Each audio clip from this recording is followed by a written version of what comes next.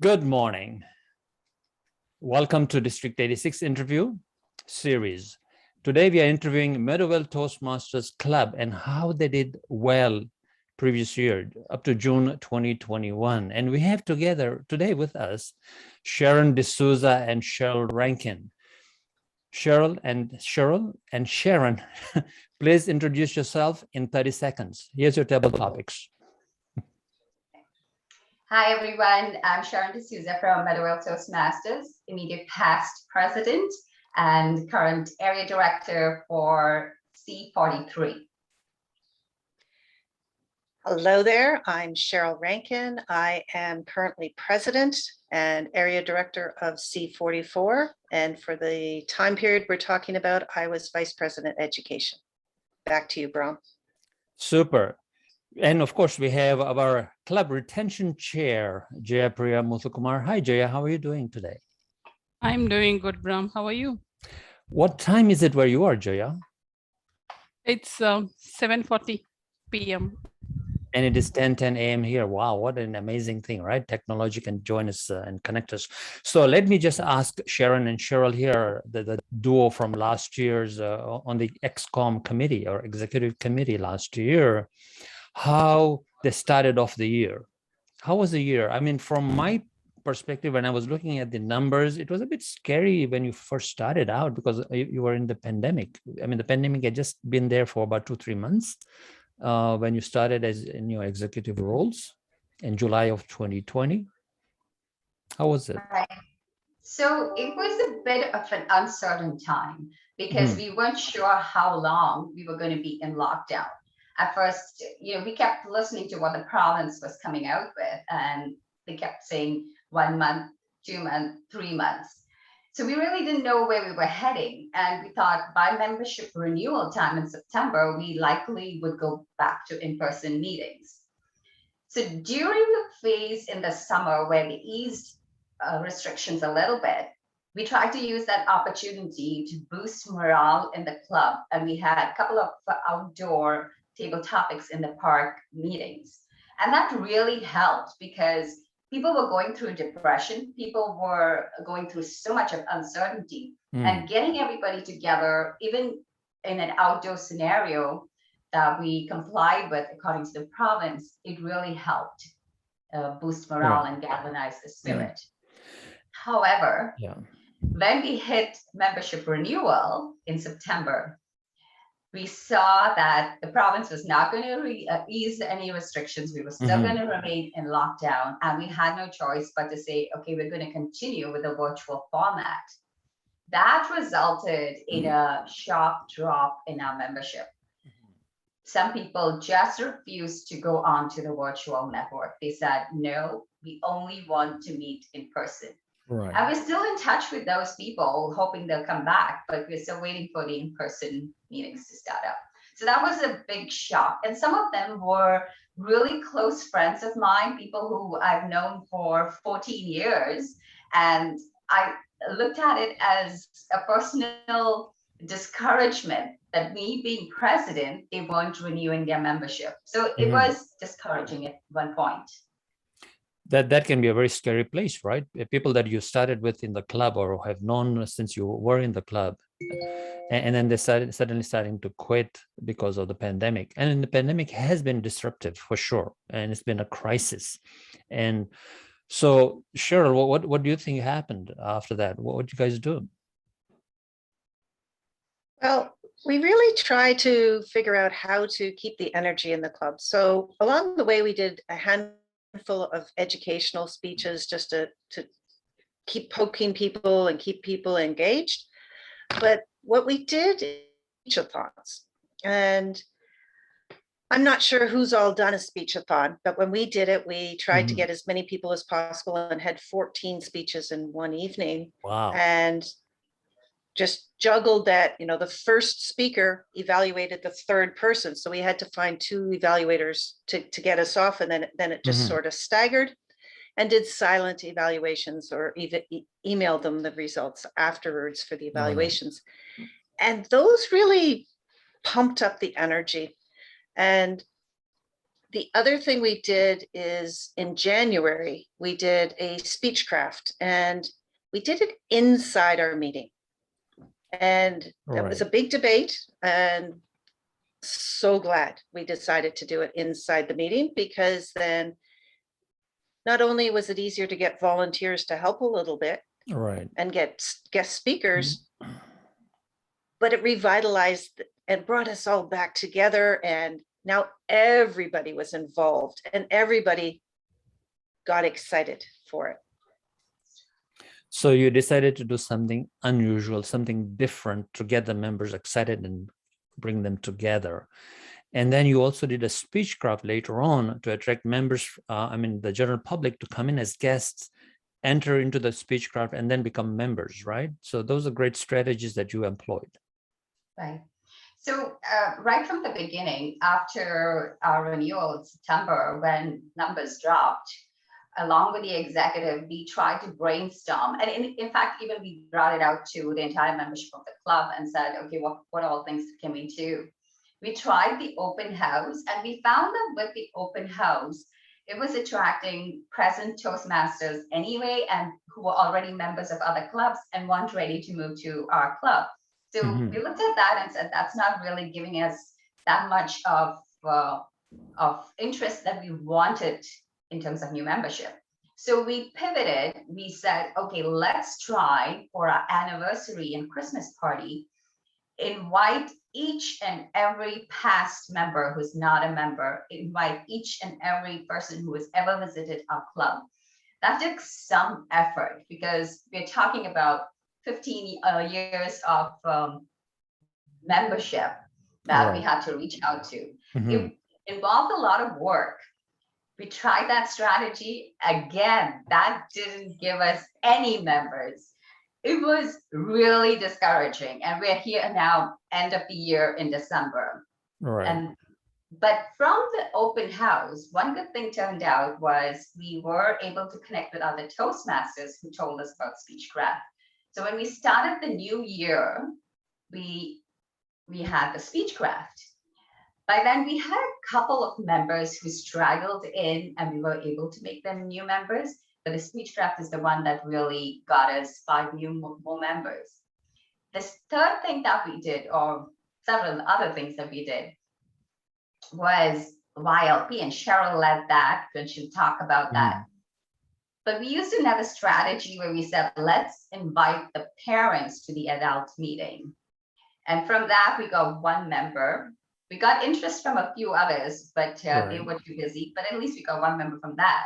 So that helped us. So any kind of way that we could encourage or introduce adults to our club, we tried those strategies. And Cheryl can talk further about YLP, which was our way of giving back to the community, as well as meeting several other awards and pathways credits. The youth leadership.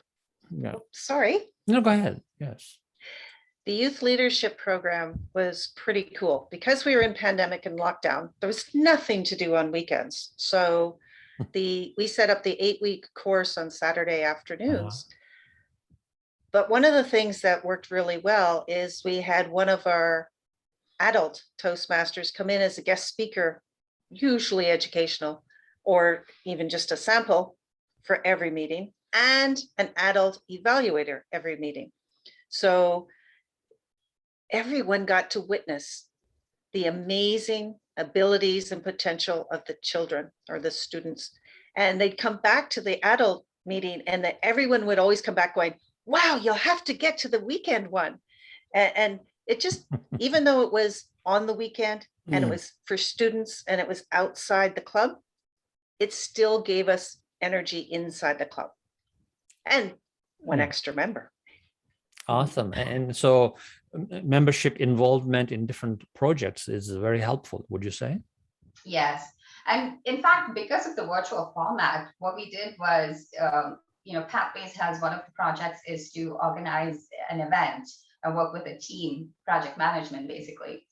We not only used that to our advantage, every time we wanted to have a social event, we went virtual. but had somebody form a team and organize that. So that helped us with some more pathways credits. So everything we did, we made sure that it gave us some pathways credit, whether it was organizing an event or doing a speech at YLP or another club. Amazing. So when you were promoting for Speechcraft and YLP, we would like to understand what are the ways of promotions you did? Because for this, we need certain strategies, especially for the PR, so that you can attract more guests and then to convert them into the members. So we would like to understand the strategies of PR you used, whether it was through Facebook or flyers or Meetup or LinkedIn. What are the social medias you used?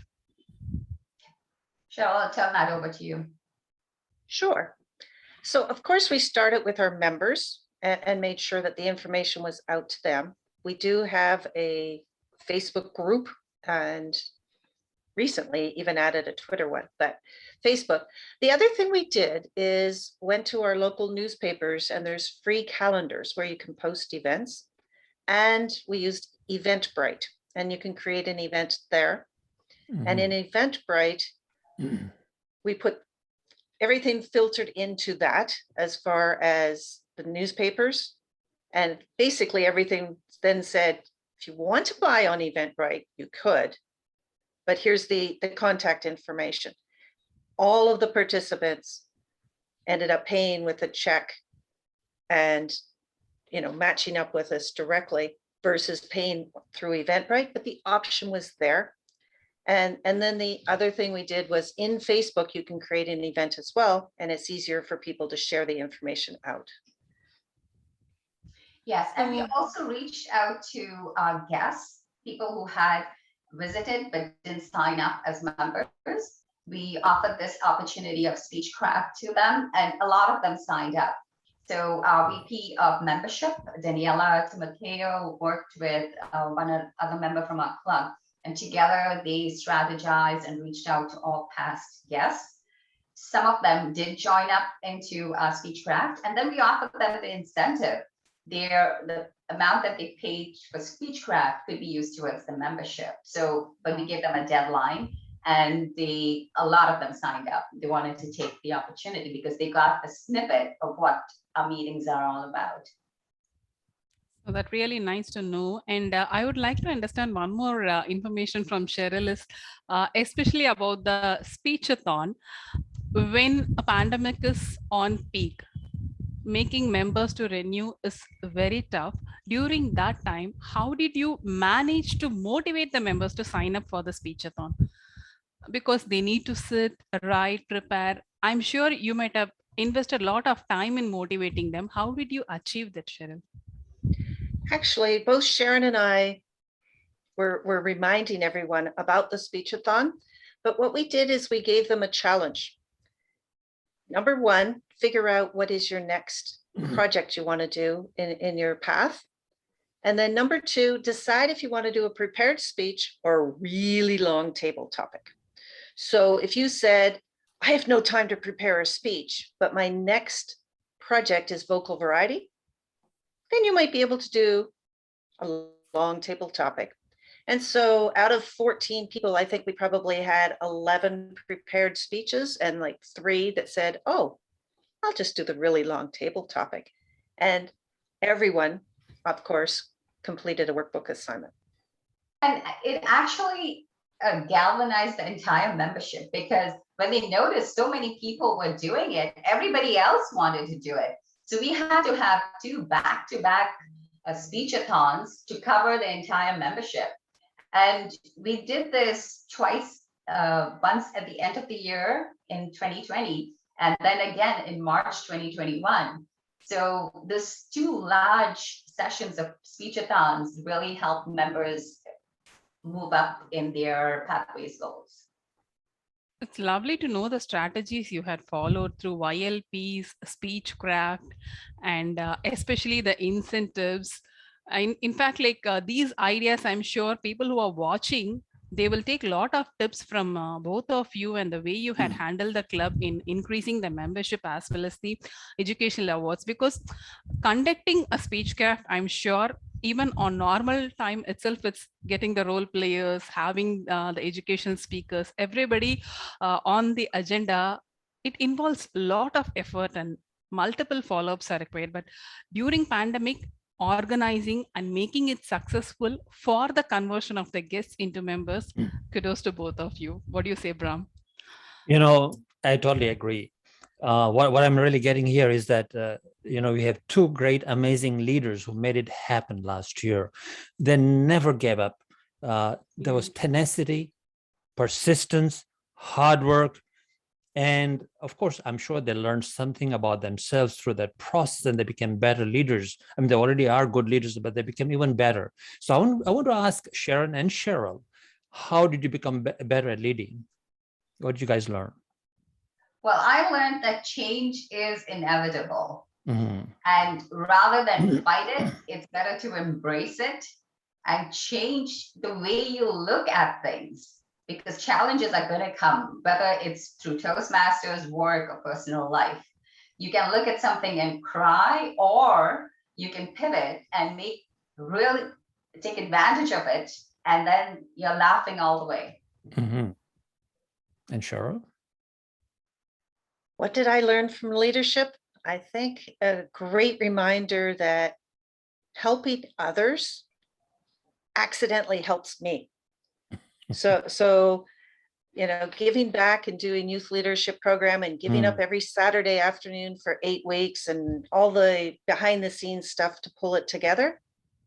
I think I got more out of it than the kids did, but my focus was on the students and on the kids. So I think that's the thing to remember, is helping somebody else improve helps you improve. Yeah. And I also learned that if you have a good, strong membership that supports you, that really helps any club, because everybody was behind us. Just an executive team cannot run and make a successful club. You need the entire membership to support and back you. And they were there with us right through, whether we were doing Speechcraft, YLP, or any social event. Everybody pulled together and we came together as a team. So that was really helpful. And especially the vision and the clarity in the vision you both had made the members to join and support you, is what I observed from the way you spoke and the strategies you had discussed with us. Yeah, so as an executive team, right when we started in July, we presented our vision to the club, what each member of the team was planning to do and where we were heading. And at certain points during our membership term, we did update the club, and towards the end of the term, we presented a final report as to what we had achieved. That also helps to motivate members, knowing that they are with a successful team. The executive knows what they are doing, planning, and the results at the end of the year. I think that helps membership. So here's the thing. Cheryl says, what I get from Cheryl is she's an accidental Toastmaster. humor here. But Not true. Strong support from your members. Jumped in with both feet. Strong support from your members. Strong support from members is very, very important, right? So the culture that you've created in your club gave you the support from your members. Some clubs have a culture where there's not that much amount of support from membership, and the executive committee is one way and the members are the other way. And so you have to bring that together. And so you're working and collaborating together. That is the secret of success, is what I get. Let me ask you a last question. What was your membership in September and where did you end up in June? Last year? Oh, yes. Dear. After the renewals in September, in October, what was the number? And then where did you end up in June? I believe we dropped down to 24 in September. And then, so when we closed up at in June, I believe we were at 30. Correct me if I don't have the numbers right in front of me, but that's where we were. So that was a net gain of that many members Yes. despite the drop off and all this. So that net gain is an amazing gain. Remember, that is during a pandemic and a crisis. So for most clubs, that sort of a gain is a very good gain. And so congratulations, Cheryl and Sharon, on great leadership, hard work, tenacity, and of course, being accidental. Thank you for being on the show. Yeah. As on date, Meadow has 29 membership base. I just quickly checked on the dashboard. Okay, Retention share actually, needs to have the numbers. yes. Here are the numbers I have.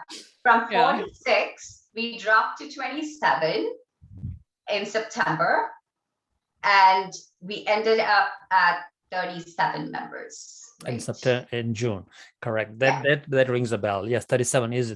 was the number. That's why Yeah. I wanted to interview you actually. Yeah, for so from number. 46, when we dropped down That was scary. to 27, Wow. that was an absolute shocker. Yeah. I bet. Must have been, like you said, it could be depressing, especially when a lot of your friends and people you'd grown up with in your Toastmaster journey left, and they didn't want to be on the journey with you anymore.